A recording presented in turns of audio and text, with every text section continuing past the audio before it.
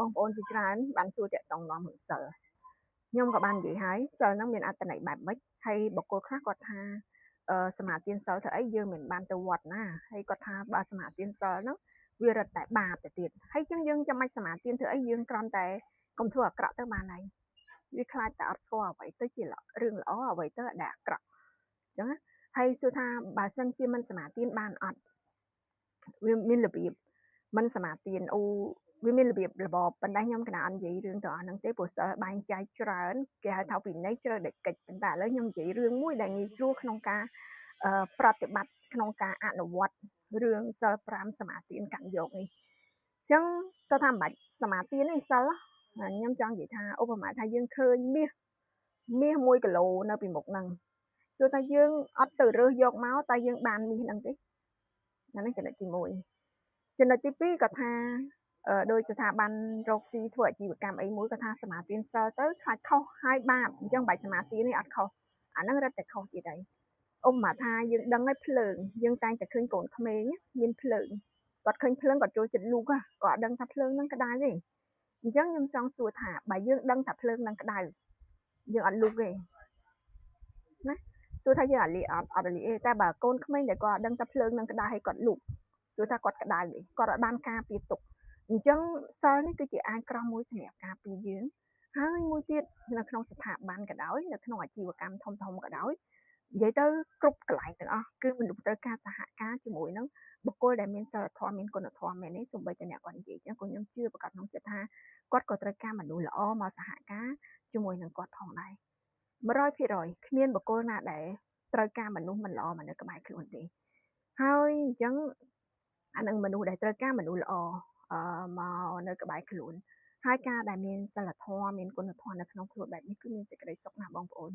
វាជាសុខមួយផ្នែកនៅក្នុងចិត្តសន្តានពួកយើងអត់មានភ័យព្រួយខ្លាចគេថាអញ្ចេះខ្លាចយើងថាអញ្ចឹងព្រោះយើងមានគុណភាពចង់និយាយថាចិត្តហ្នឹងវាមានគុណភាពវាមានគុណធម៌អញ្ចឹងវាអត់មានរឿងអីទៅខ្លាចថាអញ្ចេះថាអញ្ចោះអីទេហើយត្រូវឆ្លៀសក្នុងការអនុវត្តខ្ញុំកណានិយាយពីរឿងសិលហ្នឹងមានសត្វនាគមួយអាហ្នឹងមុននឹងចូលទៅអានរៃរ៉ាប់សត្វនាគមួយហ្នឹងគាត់លោកជួបថេរៈមួយអង្គហើយកាលពីមុនហ្នឹងកាចសាហាវមែនទេកាចសាហាវដល់ពេលជួបទៅស្រាប់តែមានថេរៈហ្នឹងក៏ទូមានគាត់ក៏សត្វនាគហ្នឹងក៏ព្រមសមាទានសិល5ដល់ពេលសមាទានសិល5ហ្នឹងក៏អត់សម្លាប់សត្វឬក៏ធ្វើបាបអីទេចឹងក្មេងៗដែលលេងបានលេងអីនៅក្នុងហ្នឹងក៏ឡងមកដែរហ៊ានទេដល់ពេលក្រោយមកទៀតក៏ហ៊ានលេងទៅអារបស់លេងហ្នឹងវាធ្លាក់ចូលទៅក្នុងរូងអីចឹងទៅគេតែហ៊ានណាកូនក្មេងវាតែមានអាសភាពមួយគឺហ៊ានដល់ពេលលុកទៅសត្វនាគឃើញសត្វនាគហ្នឹងក៏អត់មានប្រតិកម្មអីយូរទៅកាន់តែហ៊ានទៅរហូតដល់ថ្នាក់ចាប់នាគហ្នឹងមកលេងធ្វើបាបអាលាត់ស្បែកដូចថាបន្លែងលេងអីផ្ដាច់ចឹងទៅធ្វើឲ្យស្គមរីងរៃហើយសត្វនាគហ្នឹងហេតុតែស្រឡាញ់សិលអត់ហ៊ានប្រតិកម្មអីជាមួយក្មេងៗទាំងអស់នេះសួរថាក្រោយមកទៀតថេរៈមួយអង្គលោកមកប្រាប់លោកមកឃើញក៏សួរឃើញសភាពរីងរៃចឹងក៏សួរថាមានរឿងអីកើតឡើងតែចឹងសត្វនាគហ្នឹងថាខ្ញុំខ្លាចដាច់សិលព្រោះនាគមានរិទ្ធណាអញ្ចឹងអាចដូចថាព្រោះភ្លើងព្រោះអីចឹងទៅធ្វើឲ្យសត្វធ្វើឲ្យមនុស្សនោះវាមានបញ្ហាស្លាប់អីចឹងទៅអញ្ចឹងព្រះថេរៈលោកទូមានម្ដងទៀត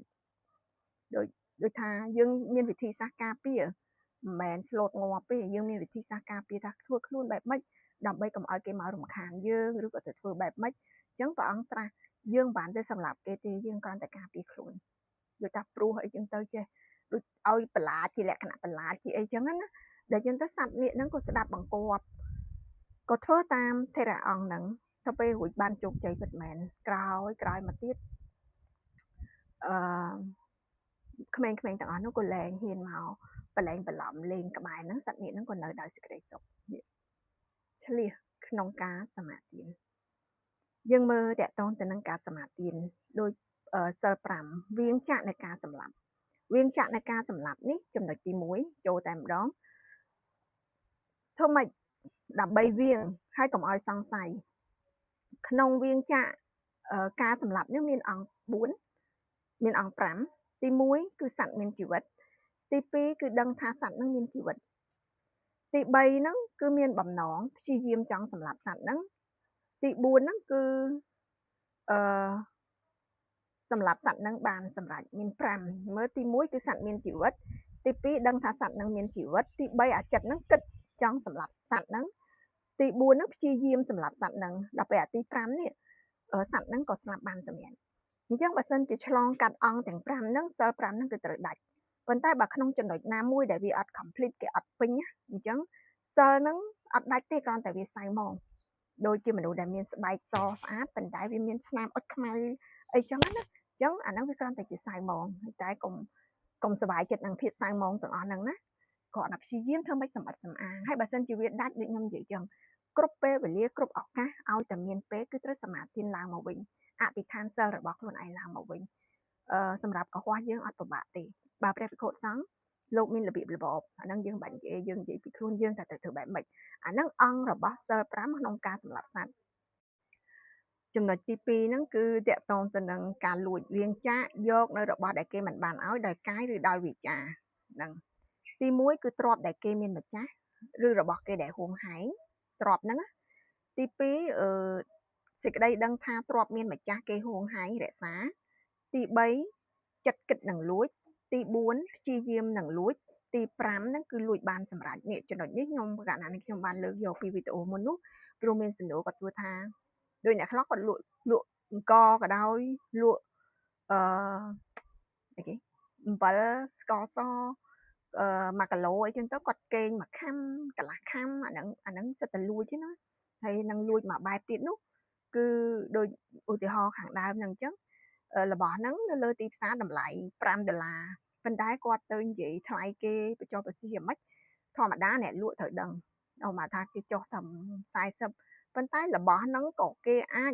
អ្នកលក់ហ្នឹងក៏អាចលួចដែរអញ្ចឹងយើងនឹងវាចូលរួមអាចលួចជាមួយនឹងគេដែរហើយទៅយករបស់ហ្នឹងតម្លៃ$50ហ្នឹងទៅឲ្យម្ចាស់គេអាហ្នឹងក៏ជាការលួចដែរលួចហ្នឹងឲ្យយកលុយហ្នឹងមកលុយហ្នឹងឲ្យដែលគេហៅថាលុយដែលមិនប្រកបដោយធម៌